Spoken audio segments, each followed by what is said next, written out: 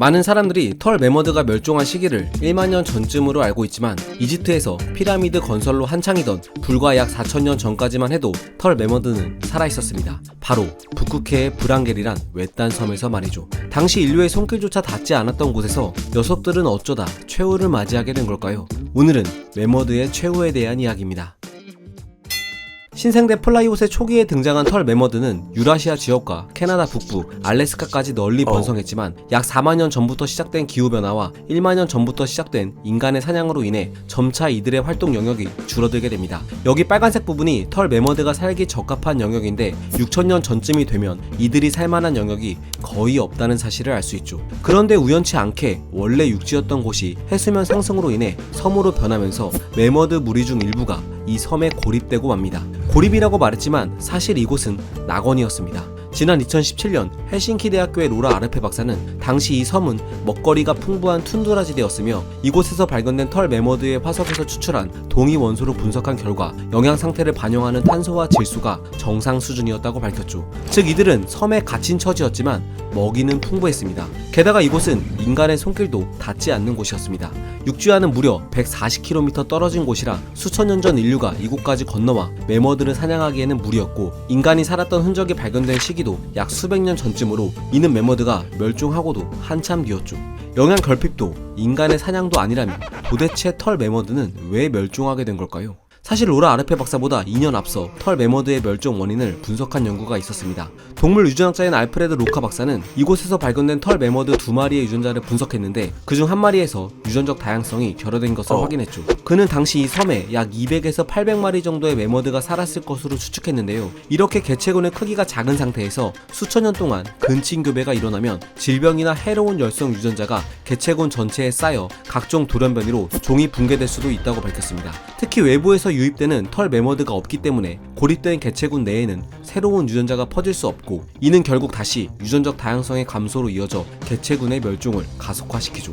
더불어 2017년 유전학자인 레베카 로저스는 브랑겔섬 털 매머드 화석의 유전자를 분석한 결과 모낭 발달에 관여하는 FOXQ1 유전자에 돌연변이가 일어난 것을 확인했는데 만약 이런 돌연변이로 털이 제대로 발달하지 못할 경우 매머드는 추운 환경에서 제대로 적응하지 못해 멸종의 길로 접어들 수 있다고 주장했습니다. 뒤이어 시카고 대학의 에린 프라이 박사는 브랑겔 섬의 털 매머드의 DNA를 지금의 아시아 코끼리와 고대 매머드의 DNA와 비교했는데요. 그랬더니 놀랍게도 브랑겔 섬의 매머드 DNA에서는 수컷의 생식 능력과 관련된 NKD1 유전자의 변이가 발견됐고 세포의 선모 발달에 관여하는 HYLS1 유전자에도 문제가 있다는 사실을 밝혀냈죠. 짝짓기를 해도 새끼를 낳지 못하거나 세포 발달이 제대로 안 되는 매머드들이 개체군 내에 퍼져 있었던 겁니다. 뿐만 아니라 OR5A1이란 유전자의 변이도 발견됐는데 이 유전자는 베타 이오논이란 화학 물질을 감지하는 후각 수용체와 관련돼 있습니다. 이게 뭐냐면 식물의 꽃에서 나오는 화합물로 이를 감지하지 못한다는 건 브랑겔의 털 매머드가 꽃냄새를 잘 맡지 못했고 이는 먹이 활동마저 제대로 못했을 가능성으로도 이어지죠. 또 인슐린 분비와 연관된 NEUROG3 유전자에도 돌연변이가 발견됐는데 포유류에서 이 유전자가 망가지면 당뇨병이나 설사, 구토 등의 증상이 나타나곤 합니다.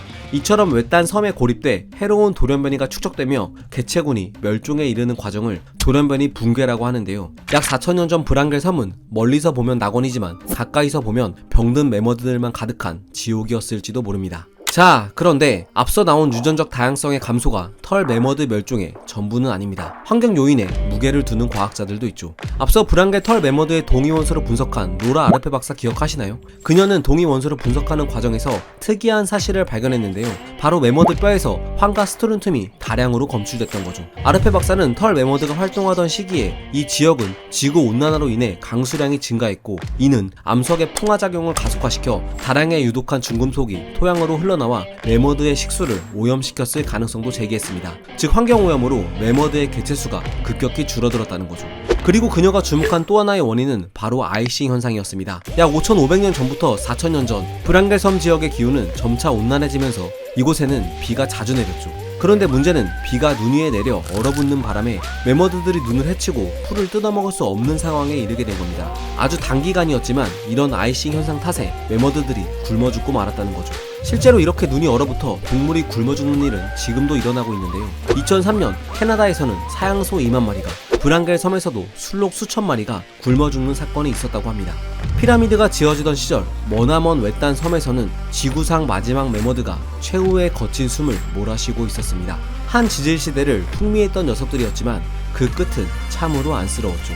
그런데 한편으로는 조각난 화석 파편 하나에서 그들의 삶과 최후를 과학적으로 상상해 볼 수 있다는 사실이 놀랍기도 하네요. 과학은 세상을 보는 창. 지금까지 과학 드림이었습니다. 감사합니다.